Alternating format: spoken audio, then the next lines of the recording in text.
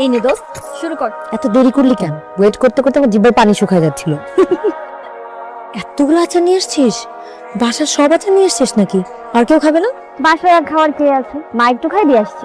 আর ভাইয়া সে তো সব খাবেই না। আচ্ছা, তোর ভাইয়ের কি কোনো সমস্যা আছে? মানে একদমই খাওয়া দাওয়া করে না। সেদিন খাবার টেবিলে সব খাবার আমার প্লেটে উঠাই দিলি। জিজ্ঞেস করলাম আর কেউ খাবে না? বলে যে না, ভাইয়া তো খাবে না। তোর ভাইয়ের কি কোনো অসুখ আছে? অসুখ হতে যাবে কেন? ভাইয়া স্কলারশিপ নিয়ে প্রচুর ব্যস্ত, সারাদিন শুধু পড়ে আর পড়ে।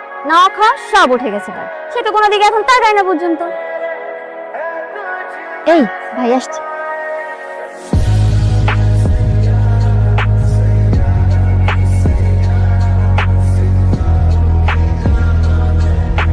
সাদে আসছো কি কাগজ চোরাইতে?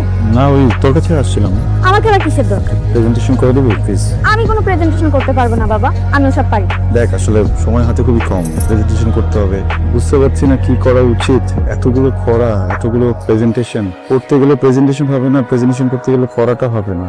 কাজ করতে পারিস, তুই প্রশ্নকে দিয়ে প্রেজেন্টেশন গুলো করতে পারিস। ও খুব ভালো প্রেজেন্টেশন করে, আমাদের কলেজেও বেস্ট। আমি প্রেজেন্টেশন করব? হ্যাঁ তুই, এত আমতামতা করার কি আছে? করে দে না প্লিজ। আমার কোনো প্রবলেম নেই, উপকার হবে। কি টাইপের প্রেজেন্টেশন লাগবে আপনার ভাইয়া? ওয়াও, স্লাইডসগুলো দারুণ হয়েছে। তুমি তো ব্রিলিয়ান্ট। বেশি বেশি বলেছেন। এত ভালো স্লাইডস কিভাবে শিখলে বলো তো? আরে এটা তো হয়ে গেছে। প্রশ্ন, একটা প্রশ্ন আছে, তোমাকেই করতে হবে। কিছু মনে করবে না তো? আমি কিছু মনে করবো না, বলুন। তোমার নাম প্রশ্ন কেন? আমি ছোটবেলায় অনেক প্রশ্ন করতাম, সেই জন্য আমার নাম প্রশ্ন। বাবা রেখেছে নামটা। অদ্ভুত সুন্দর নাম। এটা তোমার জন্য আমার জন্য গিফট, নেবে না? ঠিক আছে। আচ্ছা ভাইয়া, এখন তাহলে আমি আসি। আবার কিছু লাগলে আমাকে বলবেন, আমি করে দেবো। ওকে? হ্যাঁ, ওকে। বইয়ের মধ্যে চিঠিটা ঢুকাই দিস না? কেন? চিঠি দেওয়ার যুগ আছে নাকি এখন? আরে যুগ নাই তো কি হইছে? তোর তো আর ভালোবাসা কথা বলার কোনো সুযোগ নাই, আছে?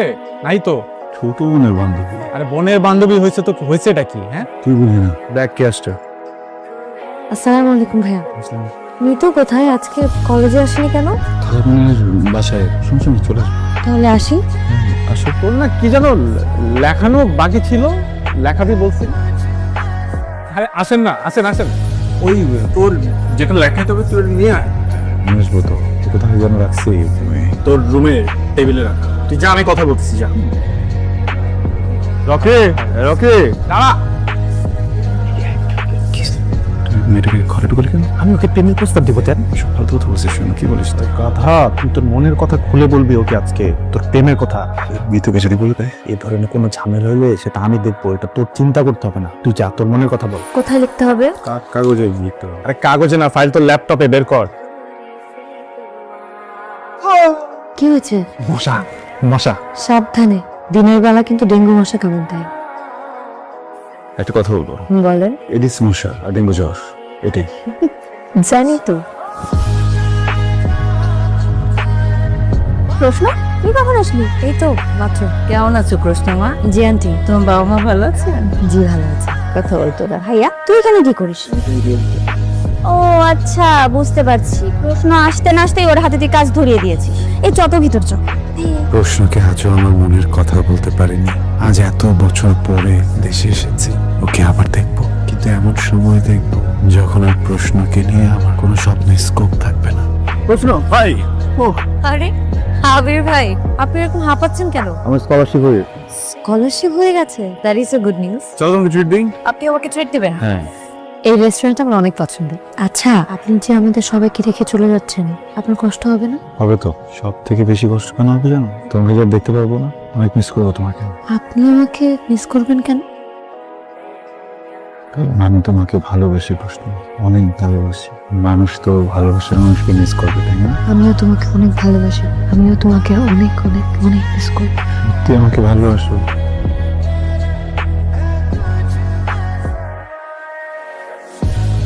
কি বাবা, বলো।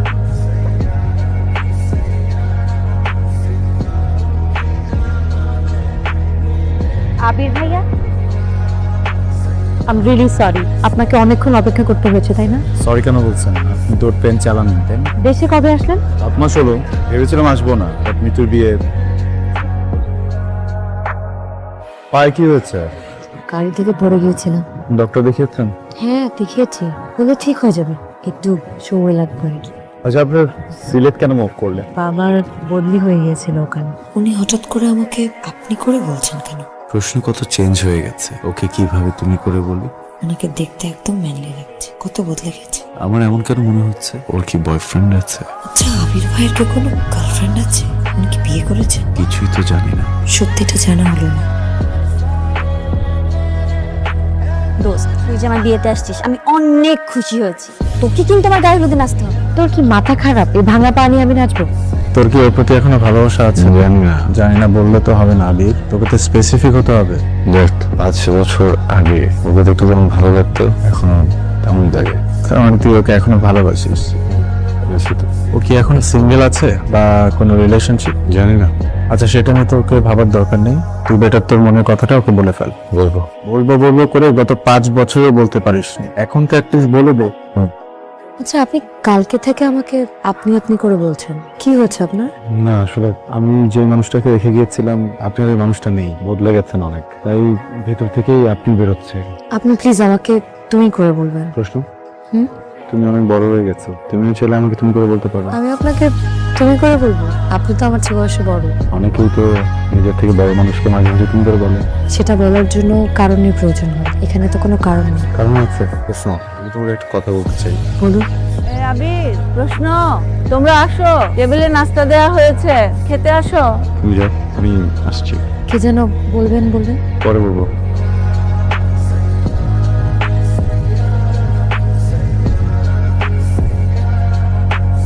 প্রশ্ন, কি ব্যাপার? কোনো সমস্যা? এখানে একা একা বসে আছো?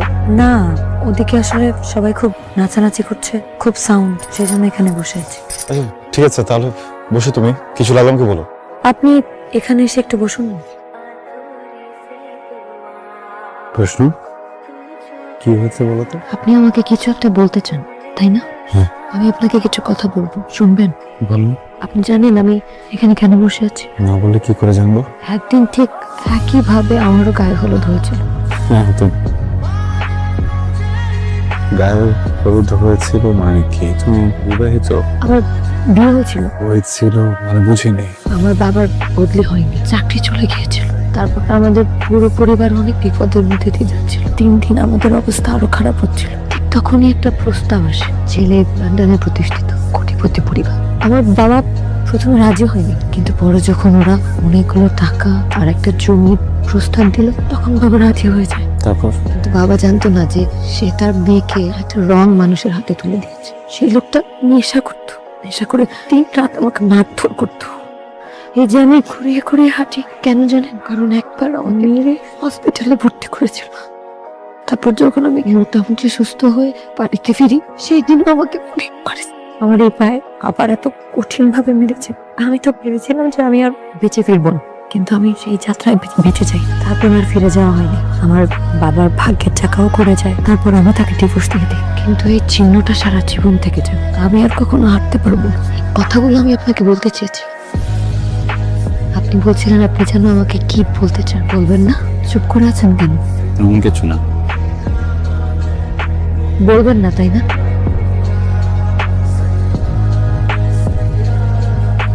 দোয়া করে তুই অনেক অনেক হ্যাপি হও। আমার বউ ভাতটা অন্তত করে যা। এভাবে হয় না, তোর বরকে নিয়ে ঘুরতে আসিস।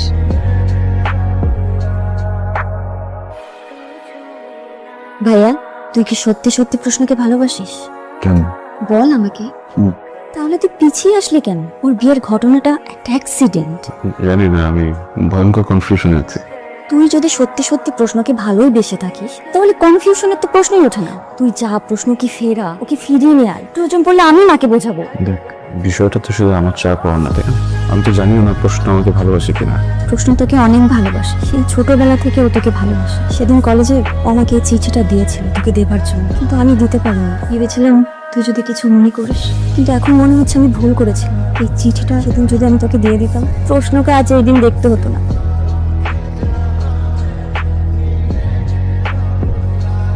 প্রশ্ন আমাকে প্রতিদিন জিজ্ঞেস করতো আমি চিঠিটা তোকে দিয়েছি কিনা। আমি ওকে মিথ্যে বলেছিলাম যে দিয়েছি। ভাইয়া চিঠি পড়ে কিছু জানায়নি, আমার সাহস হয়নি তোকে বলার। আজকে দেরি করিস না, যা ওকে ফিরিয়ে নিয়ে আয়। মেয়েটা খুব ভালো, অনেক অসহায়।